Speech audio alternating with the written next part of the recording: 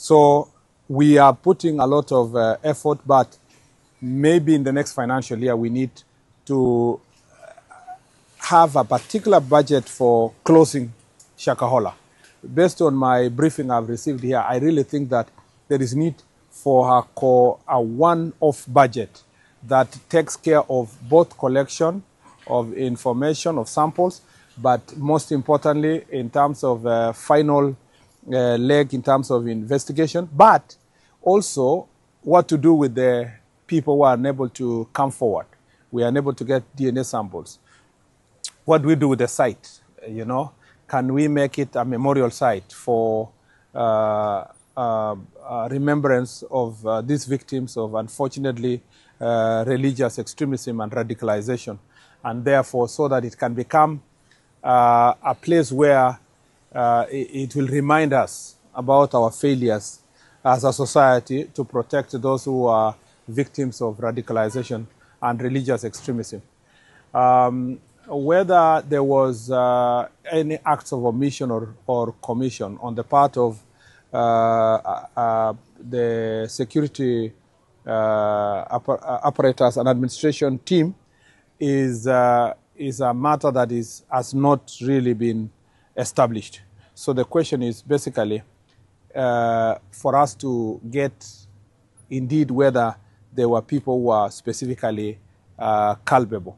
Because, you know, when people say we have gone to pray, yeah, sometimes we, especially in a religious country like ours, people usually leave people and say, yeah, they are praying. Why do you disturb people who are fasting and praying? And you know, we have many sites in Kenya where people go pray and fast. So perhaps there was a lapse from that 2020, 2021 until the time we came into office and these issues were investigated. So I do not want to cast aspersions on those who served that time until we have proper evidence. However, because government is a going concern and it operates in perpetuity, like my predecessor, the Deputy President, said before, this is regrettable and this is an indictment on the part of government, you know, as a whole.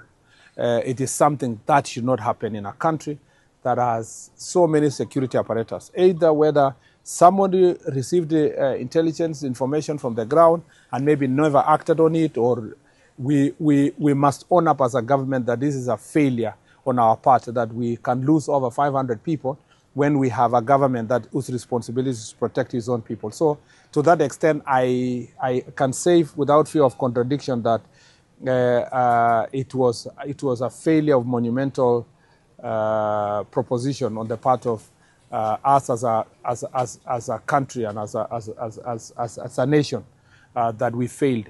And this is not just those who are running government. It's also a failure on the part of citizens, because we are not becoming, like the Bible says, we are not becoming our neighbors, good neighbors, looking after each other, because we allowed our loved ones just to go for prayers forever, never looked for them. It's even worse that fewer people from society very few people are complaining about losing somebody or so. Meaning that there are so many people in Kenya that are actually lost from their villages, from their families, and they are forgotten.